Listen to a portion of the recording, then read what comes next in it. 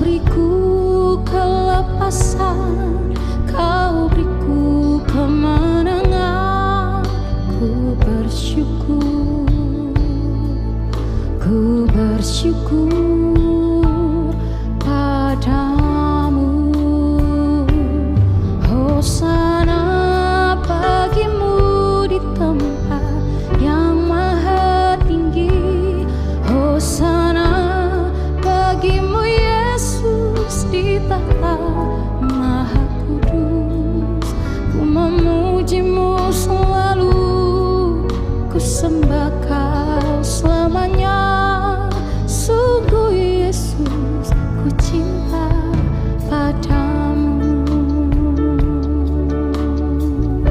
Ku mengasihimu, ku mengasihimu. Yesus, kau perlindungan bagiku. Kau beriku kelepasan, kau beriku kemenangan. Ku bersyukur padamu. Satu kali lagi katakan, ku mengasihimu, ku mengasihimu. Yesus, kau perlindungan bagiku. Kau beriku kelepasan, kau beriku kemenangan. Ku bersyukur padamu. Hosana bagimu di tempat yang maha tinggi. Hosana bagimu Yesus di tahta maha kudus. Ku memujimu selalu, ku sembah kau selamanya. Sungguh Yesus, ku cinta padamu. Hosana bagimu di tempat yang maha tinggi. Hosana bagimu Yesus di tahta maha kudus. Ku memujimu selalu, ku sembah kau selamanya. Sungguh Yesus, ku cinta padamu. Mari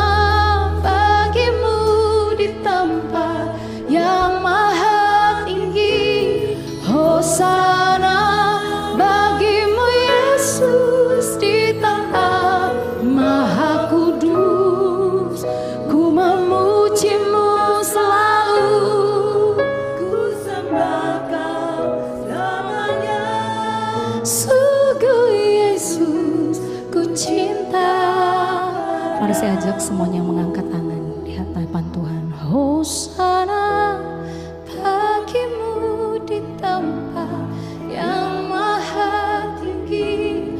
Hosana. Kami mengangkat tangan kami di hadapan Tuhan. Dengan hati yang mengasihi Engkau kami datang. Kami memuji, kami menyembah Engkau Tuhan. Ku sembahkan. Sungguh Yesus, ku cinta padamu.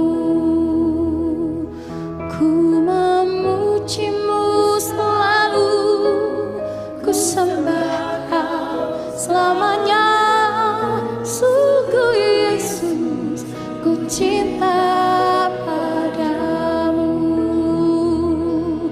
Ku memujimu selalu, ku sembahkan.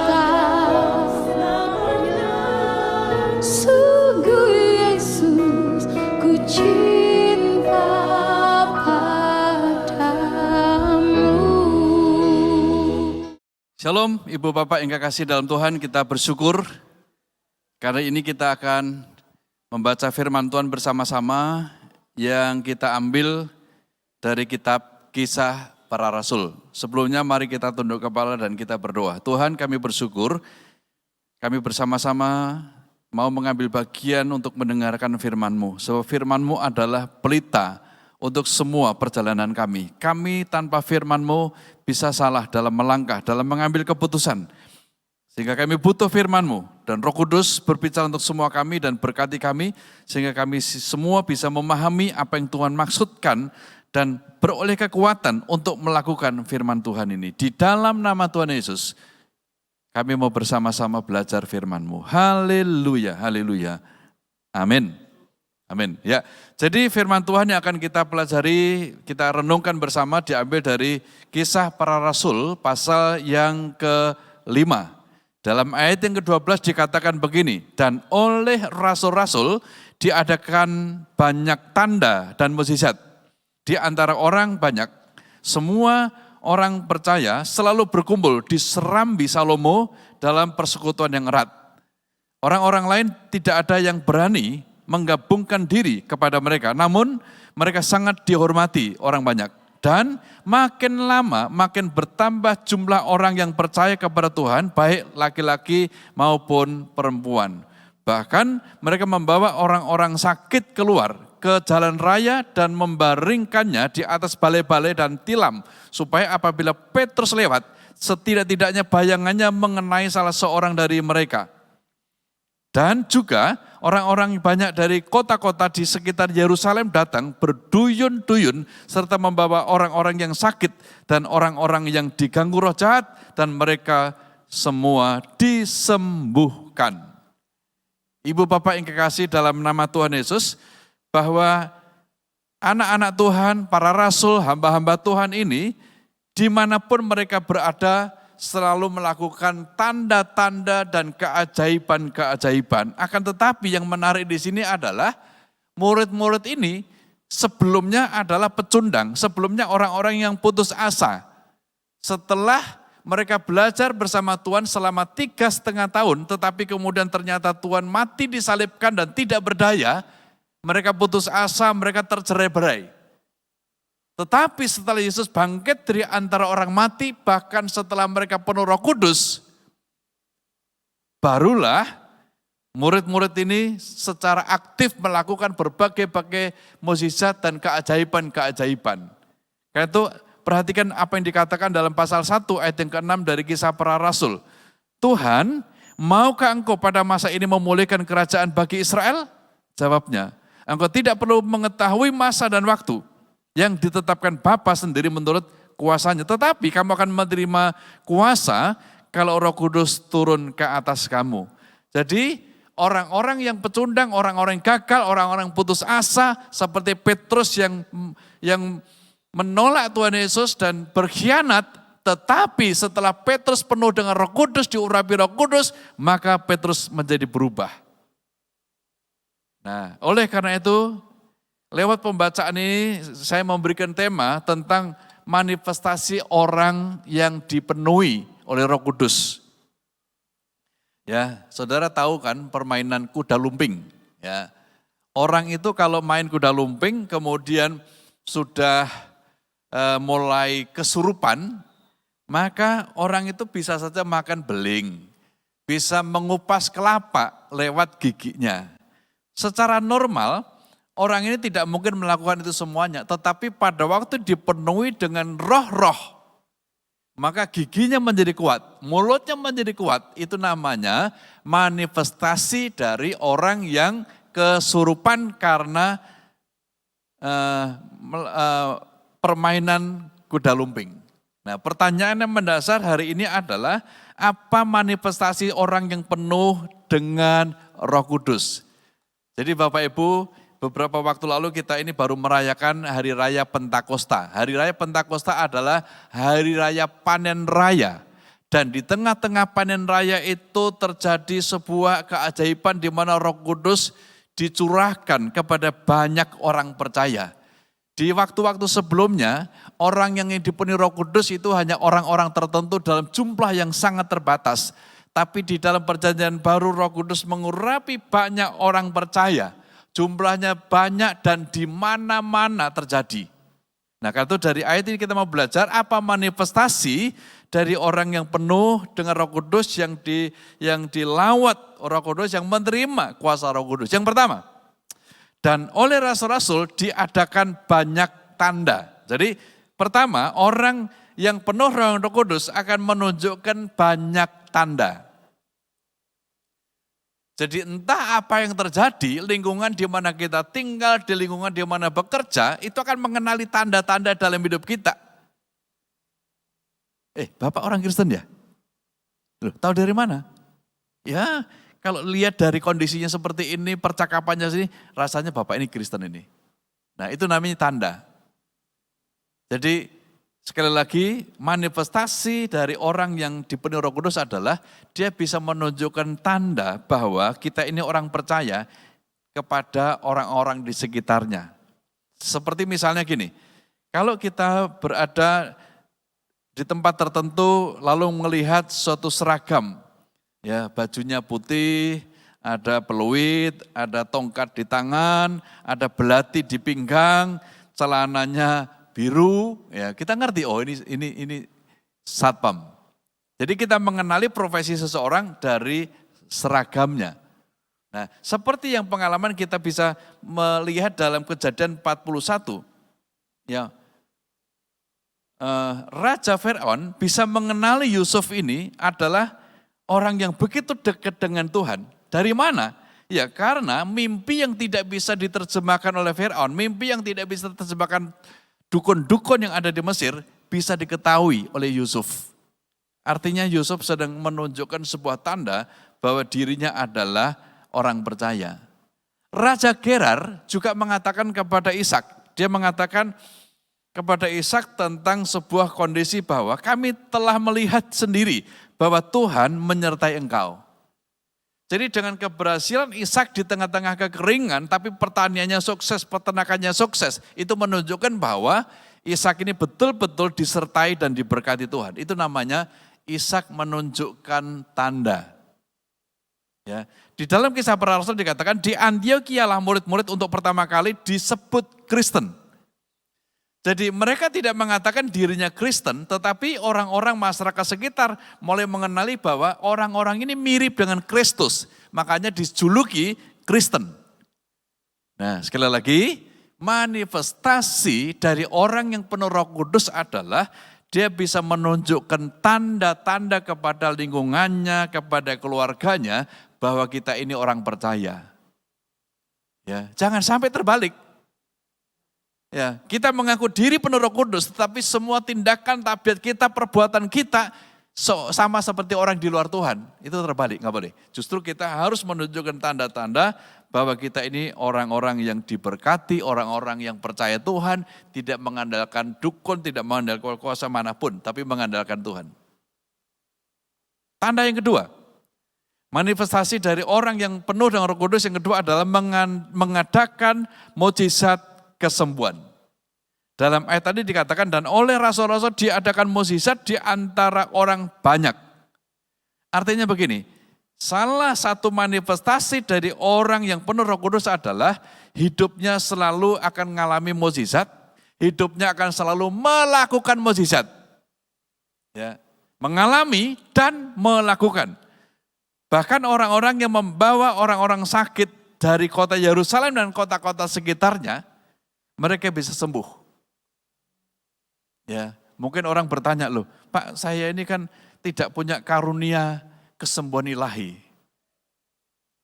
Untuk melayani orang sakit, untuk mengalami mukjizat kesembuhan ilahi, tanpa harus memiliki karunia kesembuhan ilahi. Karena Alkitab mengatakan begini, tanda-tanda ini akan menyertai orang-orang percaya. Mereka akan meletakkan tangannya atas orang sakit dan orang itu akan sembuh. Sesaat setelah orang percaya Tuhan Yesus, lalu orang itu menggunakan nama Tuhan Yesus, menumpangkan tangannya atas orang sakit, orang itu akan disembuhkan Tuhan. Artinya tanpa karunia khusus, orang bisa dipakai Tuhan untuk melakukan mukjizat kesembuhan ilahi. Ya, jadi melalui kebenaran ini, ibu bapak mulai dipraktekkan. Ya, kita yang datang kepada orang sakit, atau orang sakit yang dibawa ke rumah kita, lalu kita doakan mereka. Jangan ragu waktu mendoakannya. Tumpangi tangan dan didoakan di dalam nama Yesus. Maka Tuhan Yesus yang menjanjikan ini yang akan menyembuhkan. Bukan kita loh ya, bukan. Kita tidak punya kuasa apa-apa, kita hanya menyalurkan. Makanya kata yang digunakan dalam Yunani tentang kamu akan menerima kuasa. Kata yang digunakan di situ adalah dunamit. Dunamit itu sama dengan bahan peledak. Jadi pada waktu kita itu mengatakan di dalam nama Yesus Bapak disembuhkan. Itu sama dengan kita menaruh bom, menaruh petasan di sana. Selama sumbunya sudah kita nyalakan, maka tahu-tahu petasan itu meledak. Der gitu loh. Nah seperti itu. Jadi kalau kita melayani orang yang sakit, maka jangan lupa kita seperti naruh bom, seperti kita naruh petasan. Selama sumbunya sudah kita nyalain, yakinlah bahwa tidak lama lagi meledak. Ya, jadi kalau kita mendoakan orang sakit, jangan lupa, nanti Tuhan pasti menyembuhkan. Kita kan tugasnya menyalakan sumbunya. Dunamit sudah ada di sana. Gitu ya. Jadi punya karunia atau tidak punya karunia, ibu bapak bisa dipakai Tuhan untuk melakukan mukjizat kesembuhan. Apalagi punya karunia. Ya, ini pasti lebih luar biasa lagi. Manifestasi yang ketiga, orang yang penuh dengan Roh Kudus adalah melepaskan gangguan roh jahat. Ya. Idealnya orang percaya itu tidak bisa lagi dirasuk roh jahat, idealnya. Bahkan orang-orang percaya kepada Tuhan Yesus memiliki kuasa untuk melepaskan, untuk mengusir roh jahat dari hidup orang-orang yang ada di sekitarnya. Jadi kalau ada orang kerasukan roh jahat, kita bisa menggunakan nama Yesus supaya orang itu terlepas dari kuasa roh-roh jahat itu. Karena roh jahat itu betul-betul jahat. Kadang-kadang membuat orang-orang itu membentur-benturkan kepalanya ke tembok, membenturkan kepalanya ke kaca misalnya, kan bahaya itu. Ya. Kadang-kadang roh jahat bisa merasuk seseorang lalu membawa dia supaya lompat dari tebing yang tinggi, lompat dari apartemen 17 misalnya gitu. Nah ini kan faktor dari gangguan roh jahat. Ya. Makanya ayat yang ke-11 tadi dikatakan, 12 tadi katakan bahwa dia akan banyak tanda dan mukjizat. 16 dikatakan dan juga orang-orang yang dari kota-kota sekitar Yerusalem datang berduyun-duyun, mereka membawa orang sakit dan orang-orang yang diganggu roh jahat.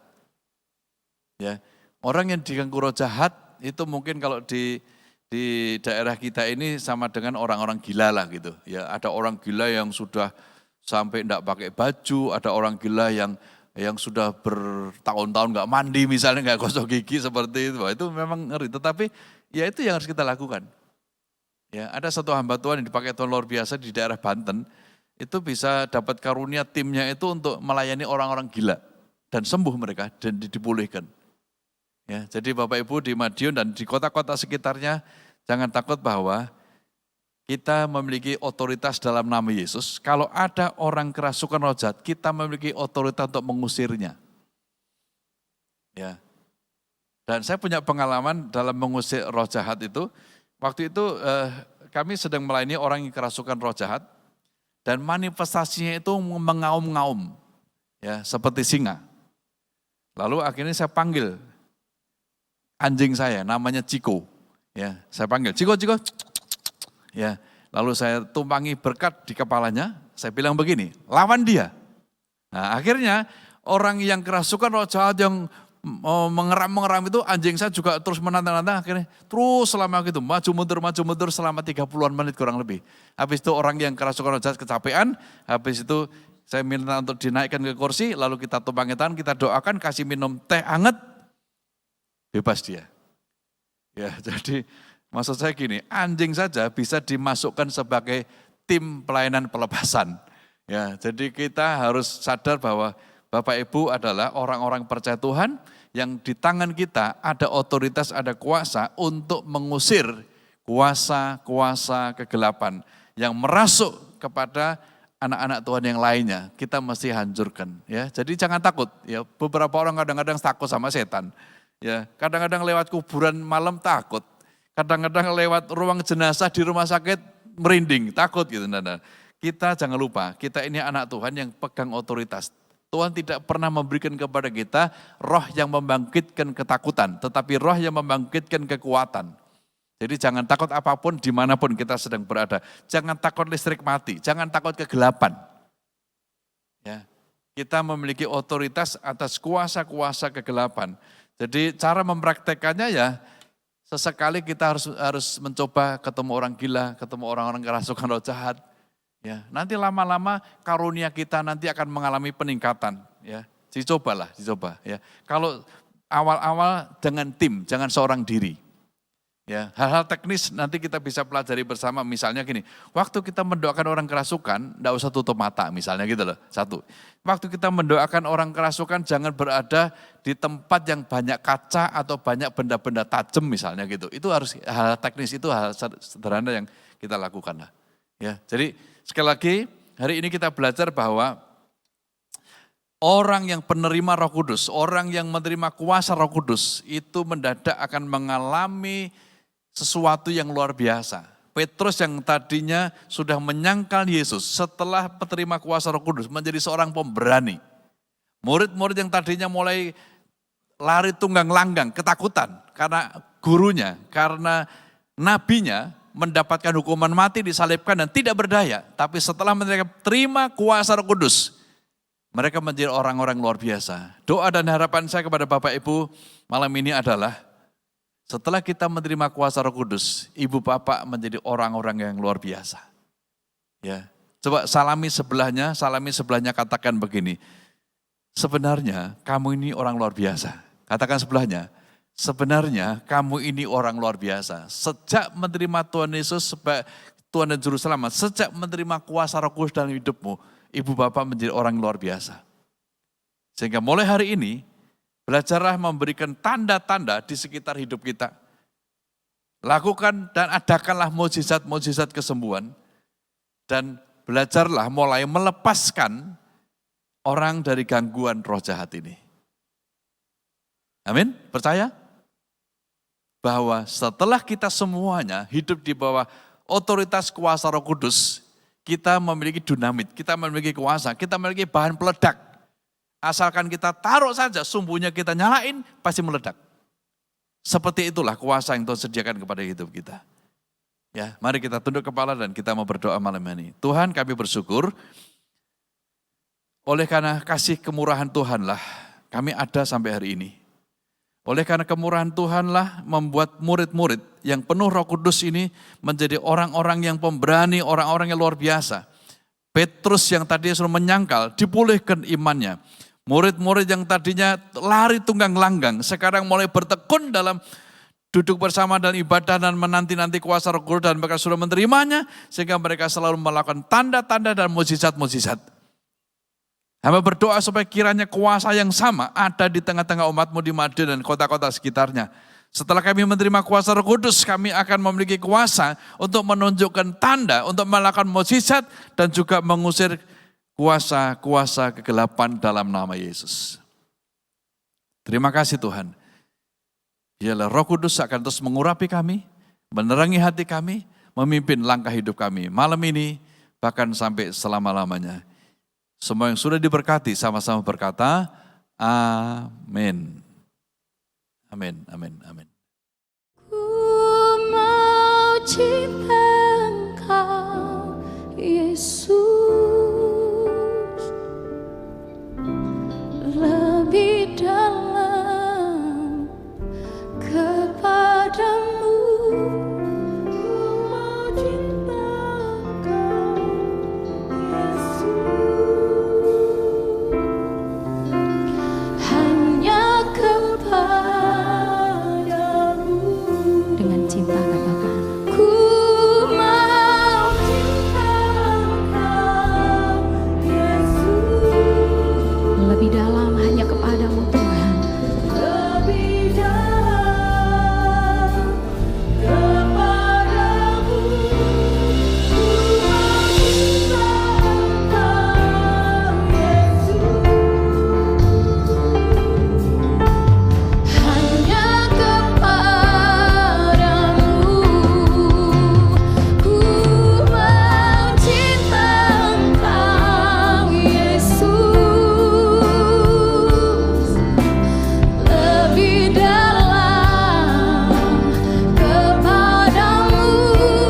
Ku mau cinta Engkau, Yesus, hanya kepadamu. Hanya kepadamu. Baru umat yang lebih lagi cinta kepada Tuhan, angkat tanganmu katakan, ku mau cinta Engkau, Yesus, lebih dalam kepadamu. Ku mau cinta Engkau, Yesus, hanya kepadamu. Hanya kepadamu. Hanya kepadamu. Sebab tiada yang lain, hanya kepadamu Tuhan. Hanya kepadamu.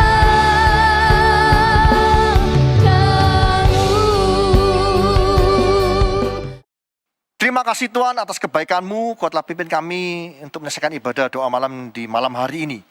Kami percaya Tuhan, di tengah-tengah pergumulan kami tetap setia kepada Engkau Tuhan, untuk terus Tuhan memanjatkan doa kami. Kami tidak mampu Tuhan, tapi Engkau yang memampukan kami Tuhan.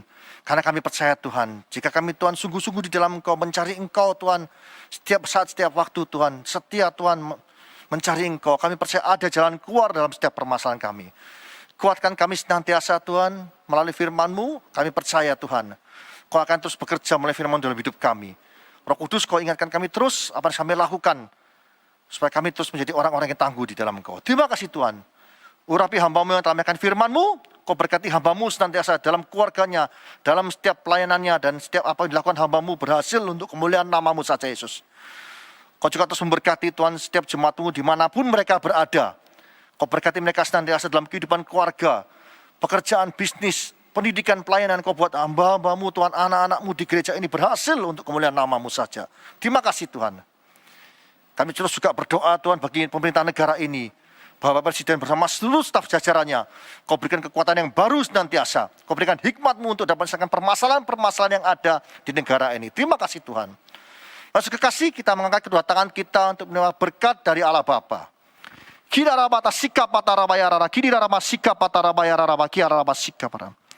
Tuhan, layakkan hamba-Mu untuk minta berkat bagi jemaat-Mu dimanapun mereka berada. Saudara kasih, terimalah berkat dari Allah Bapa di dalam anaknya Tunggal Yesus Kristus dan persekutuan Roh Kudus, mulai saat ini sampai selama-lamanya. Kau tidak menjadi ekor tapi kepala, Kau tidak turun tapi naik. Asal melakukan firman Tuhan dengan sungguh-sungguh. Siapapun yang percaya atas penyertaan, mari kita bersama-sama berkata, amin.